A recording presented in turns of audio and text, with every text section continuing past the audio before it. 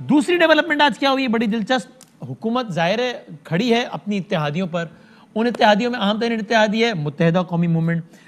متحدہ قومی موومنٹ پہلے تو آپ ذرا دیکھیے کہ 2018 میں الیکشنز کے بعد پیپلز پی ٹی آئی کے ساتھ انہوں نے اتحاد کیا تھا، وہ منظر دیکھیے. اور اس اتحاد کے وقت ایک بات کی تھی سب سے پہلے، ایک معاہدہ سائن ہوا تھا. اس معاہدے کی سب سے پہلی شق میرے سامنے ہے، وہ تھی کراچی میں مردم شماری سے متعلق. ذرا وہ منظر دیکھیے جب ایم کیو ایم اور پی ٹی آئی کا ملاپ ہوا تھا پی ٹی آئی کی گورنمنٹ کے بھی قیام سے قبل اگست میں. دیکھیے ذرا متحدہ قومی موومنٹ کے ساتھ ہمارا ایک لکھا ہوا میمورینڈم آف انڈرسٹینڈنگ ہو گیا ہے، اور میں ان کو پاکستان تحریک انصاف کی بننے والی حکومت میں خوش آمدید کرتا ہوں. ہر وہ قدم جو جمہوریت کو مضبوط کرے گا اور جمہوریت کے ثمرات کو عام پاکستانی تک پہنچائے گا، ہم مل کر ساتھ چلیں گے. سینسس کا ایشو ہے، ہم سمجھتے ہیں کہ اس حوالے سے سپریم کورٹ گئے ہوئے ہیں اور کونسل آف کامن انٹرسٹ نے بھی طے کیا تھا کہ سندھ کے شہری علاقے خصوصاً کراچی میں دوبارہ مردم شماری کے حوالے سے جائزہ لیا جائے گا. اس میں بھی پاکستان تحریک انصاف نے تعاون کی یقین دہانی کرائی ہے. یہ تھا اگست. پھر آگے بڑھیے، اس سال کے آغاز پہ آ جائیے جنوری میں ایم کیو ایم نے کابینہ سے الگ ہونے کا فیصلہ کیا. خالد مقبول صدیقی صاحب الگ ہو گئے کابینہ سے، اور اس وقت ایم کیو ایم نے یہ کہا تھا اپنا اظہار ناراضگی کرتے ہوئے. دیکھیے ذرا. ہم نے اس وقت حکومت سے یہ وعدہ کیا تھا کہ حکومت بنانے میں آپ کی مدد کریں گے. ہم نے اپنا وعدہ پورا کیا. ہم حکومت سے اپنا تعاون جاری رکھیں، لیکن وزارت میں نہ بیٹھنے کا آج ہم نے جو اعلان کرنا تھا، اسی لیے آپ سب کو بلایا. جو شہر ہزاروں ارب دے چکا ہے، اس کو 1 ارب دینے کے لیے بھی اتنی تکلیف دہ مرحلے سے گزرنا پڑے تو بھائی یہ تو ہم چندہ بھی کرنا شروع کر دیں شہر میں نا، نکل جائیں ایک بار تو 1 ارب روپے تو اکٹھے ہو جائیں گے. پہلے ہم تجربے کی کمی سمجھتے رہے، اب ایسا لگتا ہے کہ سنجیدگی کی کمی ہو تو پھر بڑا مذاق لگتا ہے کہ ہم پھر بھی کنٹینیو کرتے ہیں. جی ہاں، سال کے آغاز میں ایم کیو ایم ناراض ہوئی، سال کے اختتام پر پھر ناراض ہوئی، کابینہ سے الگ ہوئی، خالد مقبول صدیقی صاحب چھوڑ گئے کیبنٹ، پھر امین الحق صاحب آ گئے کیبنٹ میں. آج ایم کیو ایم پھر ناراض ہوئی ہے. سال کے آغاز میں 1 ارب روپے کی بات ہو رہی تھی، سال کے اختتام پہ تقریباً 1100 ارب کی بات ہوئی. جی ہاں، 1.1 ٹریلین روپیز بہت سارے پیسے ہوتے ہیں. اس میں آئے کتنے یہ تو بہرحال مجھے نہیں پتا، لگتا ہے کوئی نظر تو نہیں آیا مجھے بحیثیت کراچی کے شہری کے. آج خالد مقبول صدیقی صاحب پھر نظر آئے، پھر ناراض نظر آئے. آج ایم کیو ایم کی نمائندگی کرتے ہوئے انہوں نے پی ٹی آئی سے یہ شکوہ کیا. دیکھیے گا. آپ نے ہم سے کیے گئے ایک بھی نقطے پر عمل درآمد نہیں. پی ٹی آئی کو یاد ہی نہیں رہتا کراچی میں سب سے بڑا مینڈیٹ اس کے پاس. ہم حکومت میں کیوں ہوں؟ ہم اس حکومت میں شامل ہو رہے تھے تو ہم نے اپنا پہلا نقطہ ہی یہ مردم شماری رکھا تھا. کراچی کے اندر ووٹر زیادہ ہیں، آبادی کم دکھا دی گئی. ڈسٹرکٹ سینٹرل کی آبادی 38 لاکھ بتائی گئی ہے، وہاں پر شناختی کارڈ ہیں 41 لاکھ. 50% تو بالکل آرام سے آبادی کم دکھائی گئی. ایوانوں سے مایوس ہو کر سڑکوں پہ آ کے اپنے عوام کے سامنے اپنا مقدمہ رکھنے کے علاوہ ہمارے پاس کوئی اور دوسرا راستہ نہیں. یہ ہمارا وعدہ تھا کہ ہم آپ کی حکومت کو گرنے نہیں دیں گے اور ہم اپنے وعدے پہ قائم. ابھی حکومت کی ذمہ داری اپنے وعدے پہ قائم. ابھی ذرا ہم آغاز کرتے ہیں. متحدہ قومی موومنٹ سے ہمارے ساتھ تشریف فرمائے سینئر رہنما ہے، سندھ اسمبلی میں لیڈ کرتے ہیں ایم کیو ایم کو، یعنی کہ جناب فیصل سبزواری صاحب. سر بہت شکریہ. عثمان ڈار، یہ 2 نوجوان ہمارے ساتھ موجود ہیں، میں اپنے آپ کو بھی شامل کر لیتا ہوں. عثمان ڈار صاحب موجود ہیں، وزیر اعظم کے کامیاب جوان پروگرام کے روح رواں ہیں، اسپیشل اسسٹنٹ ہیں پرائم منسٹر پاکستان کے فار یوتھ افیئر. بہت شکریہ. ملک احمد خان صاحب جلد جوائن کریں گے پی ایم ایل این سے. ڈار صاحب یہ آپ سنیے گا، یہ آپ کے اتحادی کیوں ناراض ہوئے چلے جاتے ہیں. میں ذرا فیصل سبزواری صاحب سے پوچھنے لگا ہوں کہ سر ذرا آسان الفاظ میں مختصر میں بتا دیں کیا مسئلہ ہوا ہے مردم شماری سے متعلق جس کی وجہ سے آج آپ نے بڑی ایک آگے کی بات کی ہے کہ ہم ایوان سے نکل کے میدان میں آنے پر مجبور ہو گئے ہیں، احتجاج کرنا پڑے گا، اور کیا کریں؟ کیا وعدہ خلافی کی پی ٹی آئی نے آپ سے؟ جی بہت شکریہ وسیم.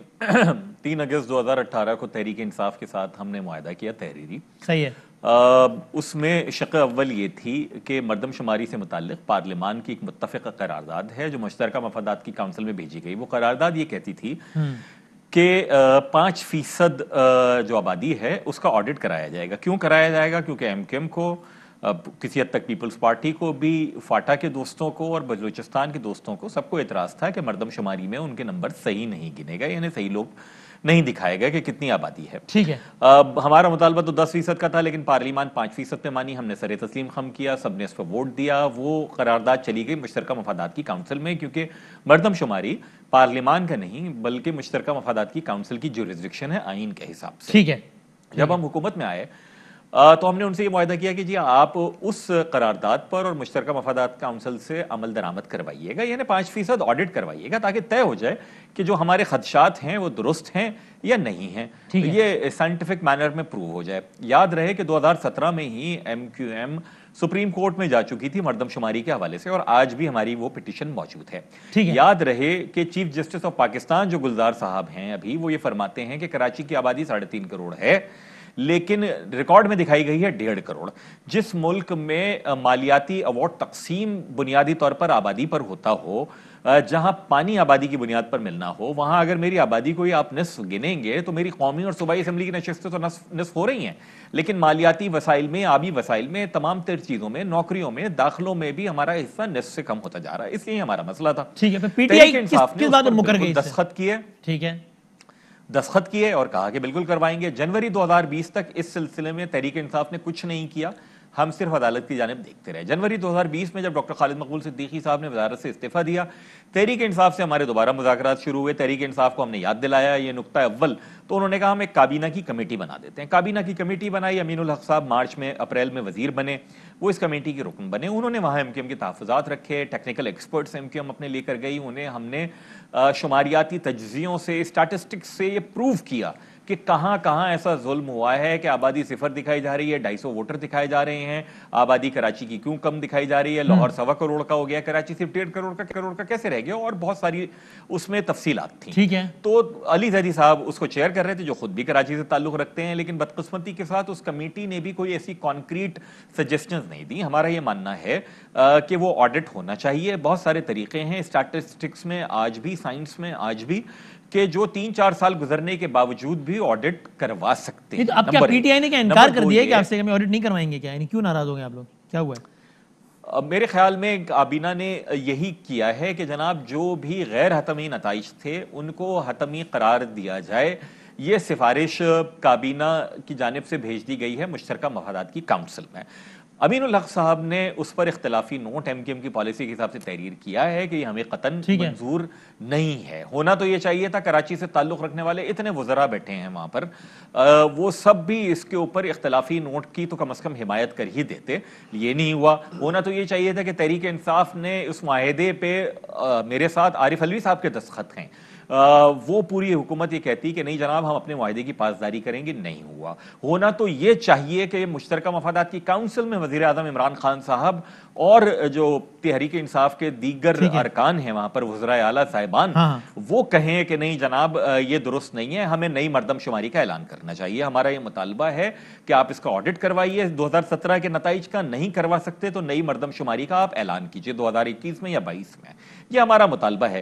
تحریک انصاف نہیں مانے گی، نہیں مان سکتی، تو یقیناً ہمارے پاس بھی جو پھر آپشنز جو ہیں وہ بہت کم سے کم ہوتے چلے جا رہے ہیں۔ لیکن آپ دیکھیں نا، آپ اس سال کے آغاز میں آپ اس سے زیادہ ناراض ہو کر آپ کابینہ آپ نے چھوڑی، اور ظاہر ہے اس وقت ماضی کے ٹریک ریکارڈ کو ذہن میں رکھتے ہوئے یہی تبصرے شروع ہوئے کہ اب کتنے عرصے میں ایم کیو ایم واپس آتی ہے، اور آئی واپس۔ خالد مقبول صدیقی صاحب کابینہ چھوڑ کے چلے گئے، امین الحق صاحب کابینہ میں آ گئے، فرون رسیم صاحب تو کبھی چھوڑ کے ہی نہیں گئے، حالانکہ وہ بھی ایم کیو ایم کے وزیر ظاہر ہیں، اخوان المسلمون کو تھوڑی ریپرزینٹ کرتے ہیں وہ کابینہ میں۔ تو پھر کیا، پھر آپ اور کیا کر لیں گے اب آپ؟ اور دیکھیں وسیم، یقیناً جب آپ ایک مخلوط حکومت میں جونیئر پارٹنر ہوتے ہیں، اور خاص کر جب دوسری جانب یا اپوزیشن میں ہمارے شہری سندھ کا میں قائل ہوں کہ پالیسی کے طور کے اوپر جس نے برا حال کیا ہے وہ پاکستان پیپلز پارٹی موجود ہو، تو آپ کے آپشنز محدود ہو جاتے ہیں۔ جنوری سے دسمبر کے اوپر مجھے وہ ایک شعر یاد آ گیا ہے، موضوع تو اس کا کچھ اور ہے لیکن اچھا ہے کہ 1 جنوری ہے، نیا سال ہے، دسمبر میں پوچھیں گے کیا حال ہے۔ تو جنوری میں ہم نے جو ہے جنوری میں بھی دیکھا تھا کہ ناراض، نئے سال میں کیا ہوا، اور دسمبر میں بھی ہوئی۔ نہیں تو کیا ویسے ایم کیو ایم اس وقت کیا کیبنٹ چھوڑنے پر کنسیڈر کر رہی ہے سیریسلی؟ دیکھیے کل ہماری رابطہ کمیٹی کی میٹنگ ہے، اس میں سارے کے سارے آپشن زیر بحث آئیں گے۔ ہونا تو یہ چاہیے تھا کہ جب یہ کابینہ یہ سب کچھ فیصلہ کرنے جا رہی تھی، تحریک انصاف بطور جماعت ایم کیو ایم سے رابطہ کرتی، اپنے مسائل بتاتی کہ ہمارے کیا مسائل ہیں، ایم کیو ایم کی سنتی، اور یہ سوچتی کہ آج کی تاریخ میں کہ جب پی ڈی ایم کی شکل میں ایک خطرہ حکومت کے سر پر منڈلا رہا ہے، ایم کیو ایم کے 7 ووٹ انتہائی مقدم ہونے چاہیے تحریک انصاف کے لیے، تو ایسی صورت میں کیا اس معاملے کو ابھی یہ پہلو دیا جائے کہ ایم کیو ایم اس طرح ناراض ہو جائے. میں یہ نہیں مان سکتا کہ تحریک انصاف کی اعلیٰ قیادت کو یہ علم نہیں تھا کہ ایم کیو ایم کیسا رد عمل دے گی. انہیں بالکل علم تھا. کل بھی آپ بس یہ بتاؤں فیصل بھائی, وہ شاید مطلب میں جتنے محتاط الفاظ میں کہہ سکوں یہ بات, گورنمنٹ کی رینکس کو یہ کہی ہے نا کہ ایم کیو ایم اگر ناراض بھی ہو جائے گی, ان کو پتہ ہے کہ کاف لیگ آپ سے زیادہ ناراض ہے اور پہلے دن سے ناراض ہے, لیکن ٹس سے مس نہیں ہو سکتی کیونکہ اجازت نہیں ہے. یہی تاثر ایم کیو ایم کے بارے میں بھی ہے کہ ایسے تھوڑی کو چھوڑ کے چلی جائے گی یار. دیکھیں عثمان بھائی مسکرا رہے ہیں اس بات پہ. میری بات میں یہ تو کہہ رہا ہوں, میری بات ایسا جو آپ فرما رہے ہیں آسانی سے ہماری بات کر رہے ہیں, جو وسیم بھائی فرما رہے ہیں, ایسا گمان بہت سارے تجزیہ کار اور بہت سارے سیاستدان رکھتے بھی ہیں. لیکن میں ایک بہت پرانا بچپن کا سیاسی کارکن ہوں. میں یہ سمجھتا ہوں کسی بھی سیاسی جماعت کے لیے, چھوٹی ہو یا بڑی, حکومت میں یا اپوزیشن کی, یہ تاثر اس سیاسی جماعت کے لیے خود نقصان دہ ہوتا ہے بجائے کہ اگر ایسا تاثر اس کے بارے میں پیدا ہو جائے تو. یعنی آپ آج کسی کے اوپر اپنے اتحادیوں کو چھوڑ دیں گے تو یقین جانیے کہ کل اگر کسی نے سوال نہیں پوچھا آپ کے اتحادیوں سے تو وہ شاید 1 منٹ بھی نہ لگائیں اسمبلی میں حزب اقتدار سے اٹھ کر حزب اختلاف میں جانے کے لیے. لیکن اگر آپ سیاسی رواداری کا, سیاسی تعلق داری کو بڑھائیں گے, اتحادیوں کی خبر گیری کریں گے, احساس پروگرام کے ساتھ ساتھ ایک محسوس پروگرام بھی شروع کریں گے, تو یقین جانیے کہ پھر اشارے ہوں یا نہ ہوں, ہوا کا رخ کچھ بھی ہو, پھر اتحادی بھی کہتے ہیں ہم تعلق داری کا جواب جو ہے, رواداری کا جواب رواداری سے ہی دیتے ہیں. عثمان ڈار صاحب یار آپ باقی تو چھوڑیں, اتحادیوں سے تو وعدے نبھا لیں. لکھا ہے آپ کے جو آپ نے ایم او یو سائن کیا ایم کیو ایم سے پہلے نمبر پہ لکھا ہے, وہاں کاف لیگ ناراض بیٹھی ہے یا ایم کیو ایم ناراض ہے. ادھر دورانی صاحب جی ڈی اے والے آپ کے ساتھ ہیں لیکن وہ شہباز صاحب سے ملنے چلے گئے. یہ تو بس ٹھیک ہے, سب ایک ہیں, ٹس سے مس ہوتے نہیں ہیں, جس کی وجوہات بڑی واضح ہیں, ورنہ بڑا کام خراب ہو جائے گا یار ڈار صاحب. دیکھیں وسیم, جہاں پیار ہوتا ہے وہاں ناراضگی بھی آف کورس ہوگی. سبحان اللہ. ایم کیو ایم ہماری اہم ترین اتحادیہ اور انشاءاللہ تعالیٰ یہ آپ آنے والے وقت میں بھی دیکھیں گے. اور اتحادیوں کے تحفظات ہوتے ہیں, آپ ماضی میں بھی دیکھیں کولیشن گورنمنٹس جو ہوتی ہیں اس میں اتحادیوں کے تحفظات ہوتے ہیں, سنے جاتے ہیں, دور کر دیے جاتے ہیں. اور یہاں جو سینسس کی بات کی جا رہی ہے, دیکھیں آج پاکستان تحریک انصاف وفاق کی سب سے بڑی پارٹی ہے الحمدللہ. ہر صوبے میں ہم ریپرزینٹ کر رہے ہیں, ہماری پارٹی الحمدللہ ایگزسٹ کر رہی ہے, موجود ہے, سیٹیں ہیں, اور ہم خود فیئر اینڈ فری سینسس پہ بلیو کرتے ہیں. تو پھر آپ اس حوالے سے اقدامات کیوں نہیں کر رہے؟ اور آپ کو میں یاد دلاؤں کہ کراچی کی سب سے بڑی جماعت آپ ہیں, آپ کے پاس سب سے زیادہ سیٹیں کراچی میں, تو آپ تو بگیسٹ بینیفیشری ہوں گے دیکھیں اگر کراچی کی سیٹیں بڑھتی ہیں اور سارا کچھ ہوتا ہے. دیکھیں اسی لیے میں یہ پیغام دینا چاہ رہا ہوں انہیں کہ ہم بھی سنجیدہ ہیں, سیریس ہیں. جو بھی ان کے تحفظات ہیں انشاءاللہ تعالیٰ وہ سنے بھی جائیں گے. ان کے جو بھی یہ تحفظات سامنے رکھ رہے ہیں, اور جس طرح یہ کہہ رہے ہیں, جس طرح کہ یہ بات کر رہے ہیں کہ کیبنٹ نے یا کابینہ نے جو بھی ایک بھیجا ہے, کیا کہتے ہیں, ان کا مردم شماری سے متعلق جو فیصلہ کیا تھا یا جو انڈرسٹینڈنگ تھی, تو انشاءاللہ تعالیٰ اس پہ ان سے بات ہو جائے گی.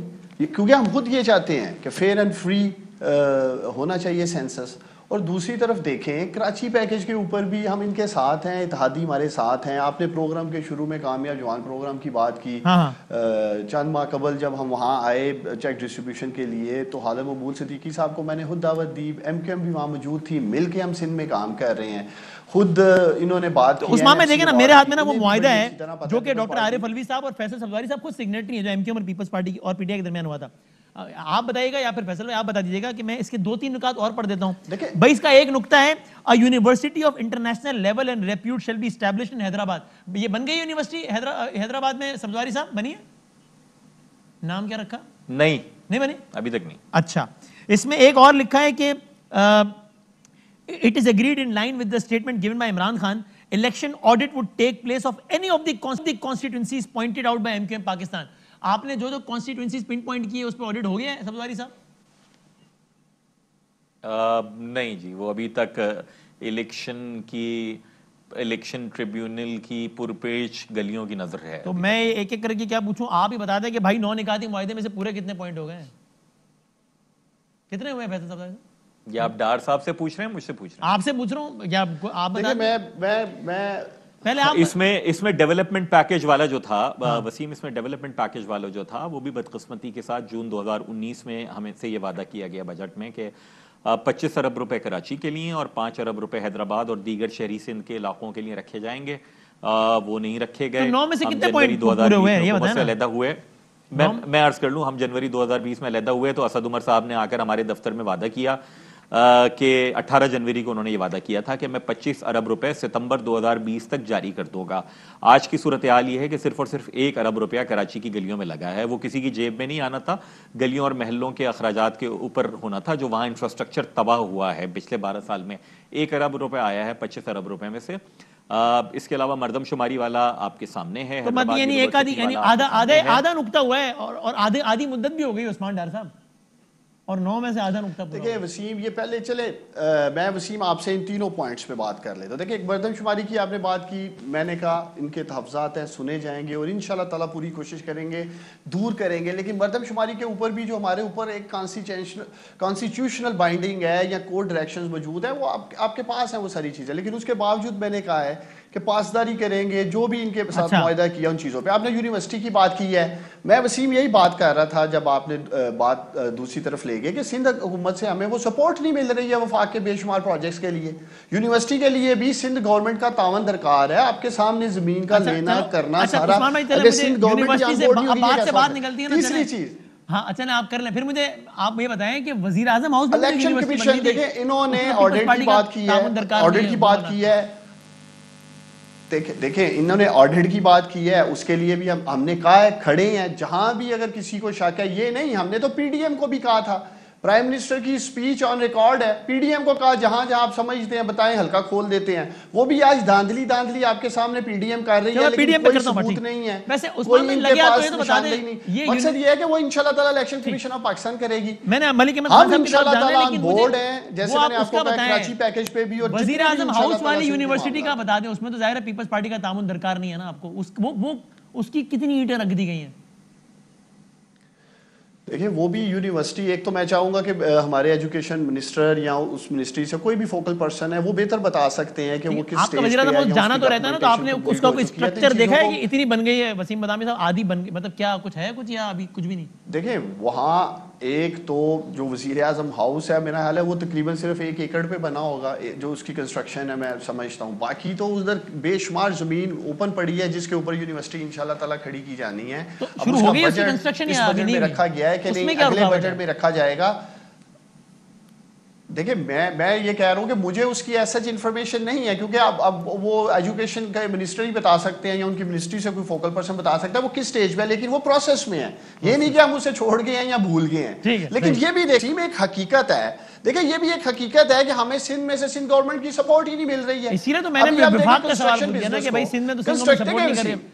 آپ دیکھیں ماشاءاللہ آپ کا تعلق بھی سندھ سے ہے وسیم, اور میں سمجھتا ہوں آپ بڑے ووکل وائس ہے آپ کی سندھ کے لیے. میں کنسٹرکشن بزنس کی بات کر لیتا ہوں. کنسٹرکشن انڈسٹری کو اٹھانے کے لیے بڑے مسائل ہیں, اور آج وزیر اعظم نے وفاق کی سندھ کے سیکرٹری سے بات بھی